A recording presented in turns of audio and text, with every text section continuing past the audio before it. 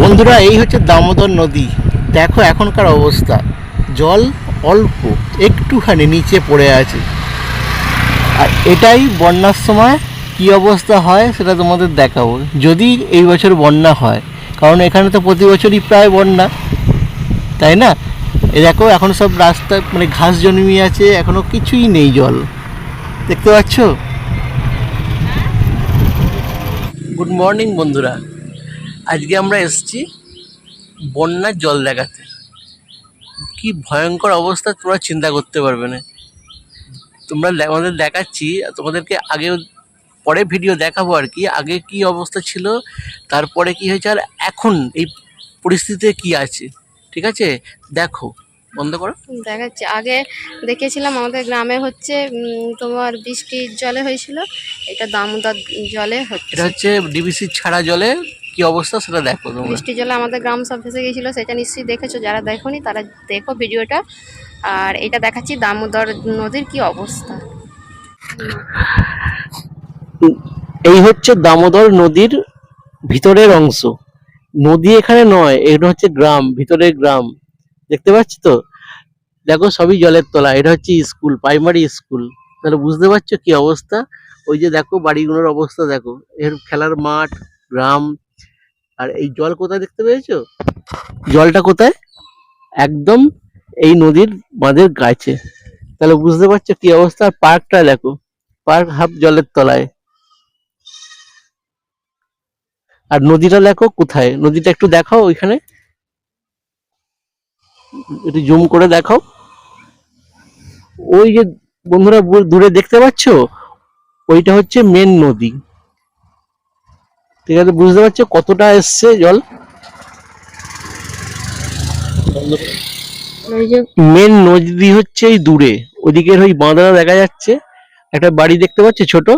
আর ওইখান দিয়ে রেস্টটা যাচ্ছে, মেন রেস্টটা ওই যে গাছগুলো আছে, সেই গাছগুলো দেখতে পাচ্ছ, ওই ওখান দিয়ে রেস্টটা, মেন রেস্টটা যাচ্ছে। আর এগুলো বন্যার জলে পুরো ভর্তি হয়ে গেছে।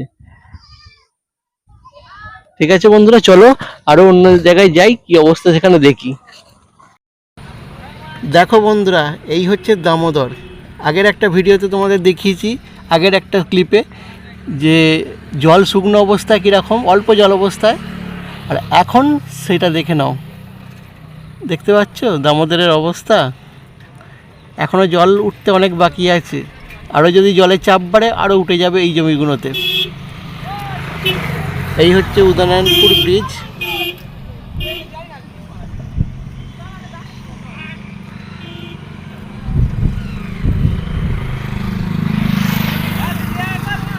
ওই যে ধারের রাস্তাটা দেখতে পাচ্ছ, ওসব সুই সুই, মানে একদম ছুঁই ছুঁই হয়ে যায়।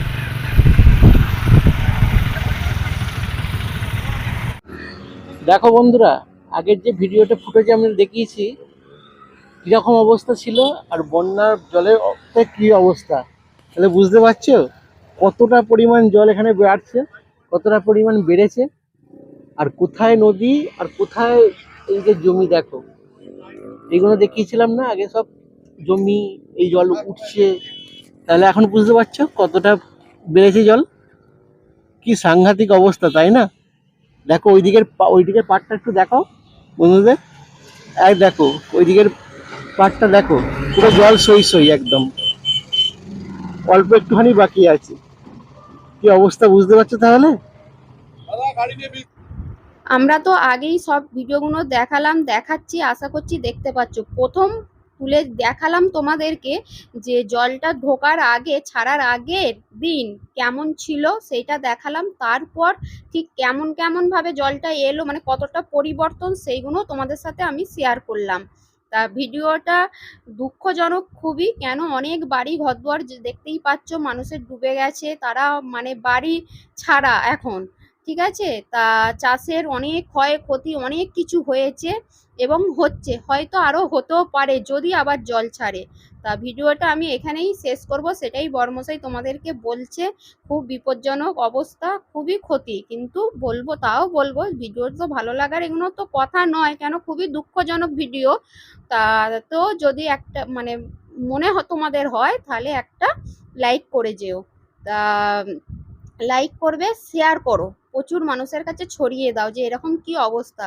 তার নেক্সট ভিডিও নিয়ে আসবো। আর যদি আমার ভিডিও পুরো দেখে থাকো তার জন্য তোমাদেরকে অসংখ্য ধন্যবাদ যে আমার ভিডিওটি পুরো দেখার জন্য। নেক্সট ভিডিও নিয়ে আবার আসছি। তোমরাও ভালো থেকো, সাবধানে থেকো, সুস্থ থেকো।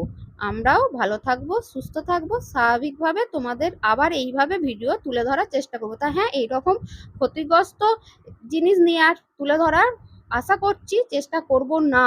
যাতে ভগবানকে জানাচ্ছি যেন সব সুস্থ স্বাভাবিক হয়ে যায়, জীবনযাপন যেমন ছিল।